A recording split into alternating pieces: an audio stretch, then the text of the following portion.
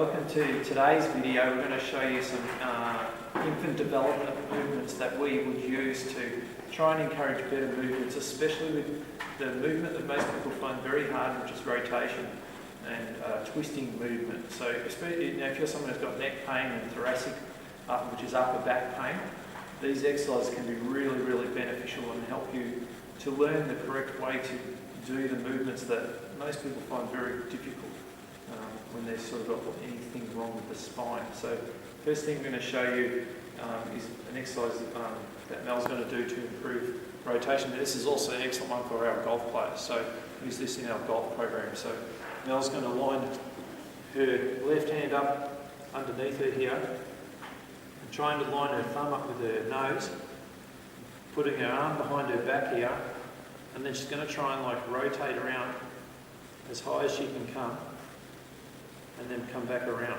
So you can see how this would be great for a golfer, because it's very much like the backswing if you're a right-handed player. And anyone is, this is very much like an internal rotator stretch with a thoracic stretch at the same time. So highly effective for improving those two areas. Okay, part 3 is like the infant development movements, where we can call this one inchworm. And we're going to show you two versions of this. Usually we could go from tail to head and then head to tail, but we're going to do the two different versions, one up and then the other version coming back. It's good to do both depending on what type of reason you're needing it for. This first one is more twisting, alright, so Mel's going to show us how she does the twisting version. Remembering that an infant would not have strength in its legs to drive itself up, or its arms. It just has enough ability to twist itself and inch itself up like a worm. You see, like Mel's trying to sort of rotate her shoulders like in a diagonal pattern opposite to the other leg. Very much like how we walk with an opposite reaction of right and left. And you can see how she's sort of slowly inching her way up to the other end of the mat, hence the name inchworm. So now when she gets to the other end, she's pretty much there now. Now she's going to come back using a method of going into extension and flexion. So her back, her spine is pretty much learning to sort of flex itself up. And see her neck, very important that she has to move the head here. And then she's inching herself back down to the other end. So excellent movement for someone who's very locked up around the lower back area, or upper or back area as well. Okay, so now we're at a point where Nathan, he's a baby, and he's just starting to develop some strength into his limbs. He hasn't got quite enough yet to get into a position of this and crawl, so he's still like dragging himself, and this is what they call a reptilian movement. So there's a couple of movements, we're just going to show you one of them.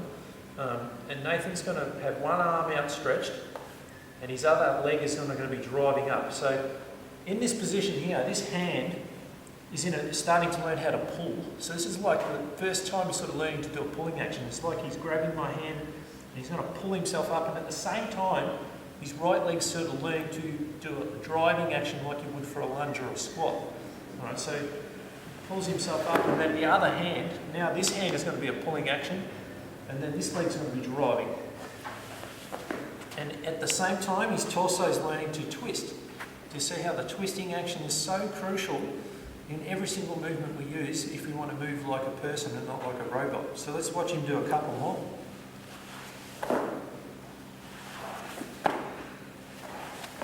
And that's the reptilian movement that we would use to sort of start to evolve into the next one, which is going to be moving like a mammal.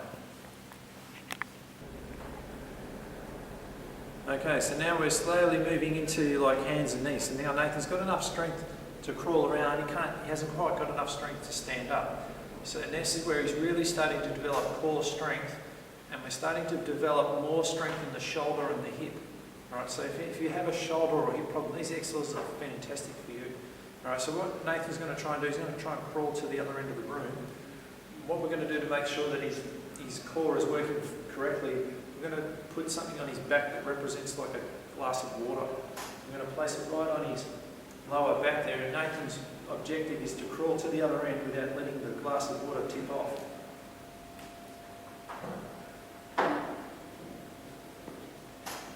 And you can see here he's doing a marvellous job. try really hard. This is not easy at all, and if you don't believe me, you can try it yourself just to see how difficult this is.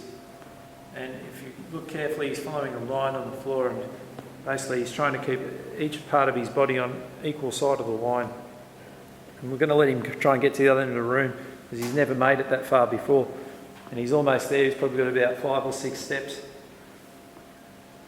Very good. And you'll see if he was losing it, his hips would be rotating too far because his spine's not engaging with him enough. But he's doing very good here. He's almost made it one more. Beautiful. Look at that.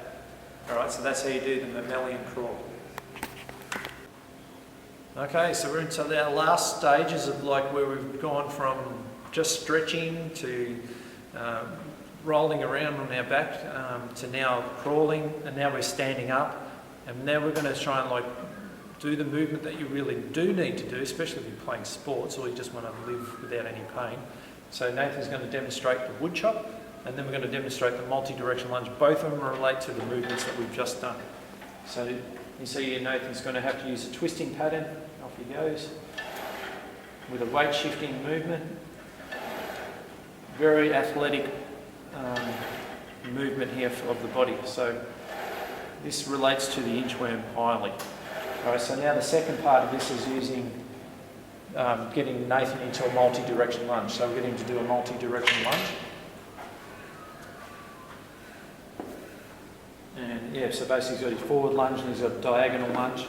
And watch very carefully of his hips and how his feet move.